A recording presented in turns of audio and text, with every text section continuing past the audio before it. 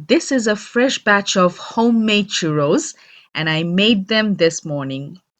Hello, everyone, and welcome to Bubli's World Cuisine. Today, I'll share with you the recipe for making delicious churros, which is a very popular Spanish and Portuguese food. And it's super simple to make at home. All you gotta do is follow some simple steps, and I'm going to share all of them in my recipe today. Just keep watching. Everything starts in a pan, and we will start with a cup of water. This is just regular water.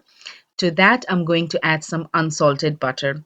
Now, your butter doesn't need to be at room temperature. You can just take it from the fridge and put it here. The main sweetener of this dough will come from this sugar. And to balance everything, I'm going to put just a little bit of salt. Now that everything is in the pan, I'm going to turn on the heat.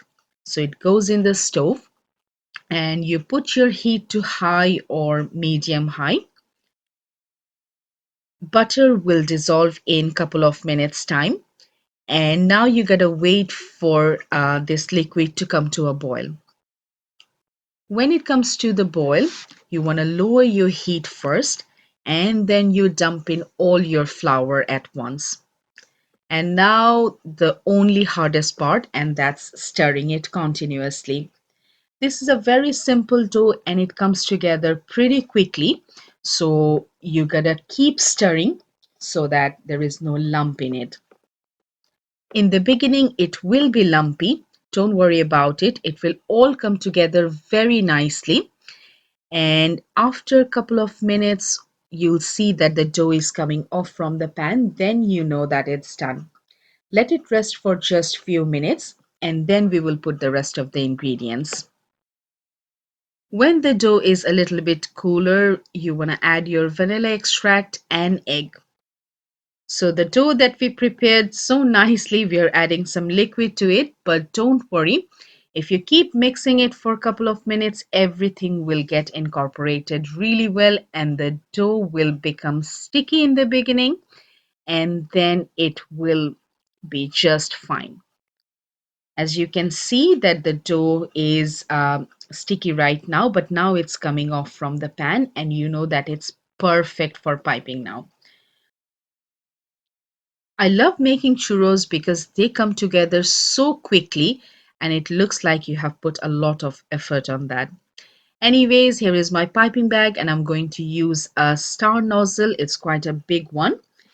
You want to put as much of the dough as you can manage in each go.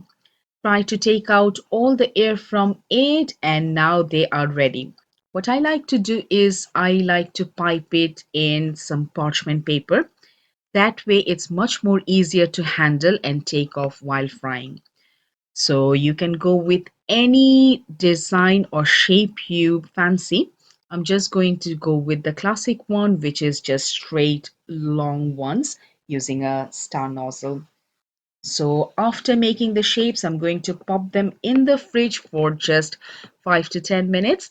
And in the meantime, I'm preparing my coating. So this is some regular sugar. To that, I'm adding some cinnamon powder. Now, if you're a cinnamon lover, you can add a little bit more. There is nothing wrong with that. I just like using this much, and that's just perfect for my taste. Now that the coating is ready, I'm going to move on and heat up my oil in the pan. And I do that before I take out the churros from the fridge. You need quite a lot of oil because you want your churros to float on them. And when oil is hot enough, you want to lay them one by one. You want to make sure that your churros don't touch one another and there is enough space for them to float and rise. In few minutes time, you'll see that they have puffed up just a little bit. You want to turn them from side to side so that they are evenly fried. When they turn into beautiful golden brown color, you want to take them off the oil and take off excess oil. I like to put them in kitchen towel first and then I like to roll them in the sugar cinnamon coating. And that's it. Your churros are all done. It's that simple. If you follow all the steps I have shown in this video, your churros will come together very quickly and they will be just as tasty as in the shop. Thank you everyone for watching my recipe. If you like it and if it comes helpful to you, a thumbs up will be much appreciated. I'll also put this recipe on my blog www.bublisworldcuisine.com. Thank you everyone and bye.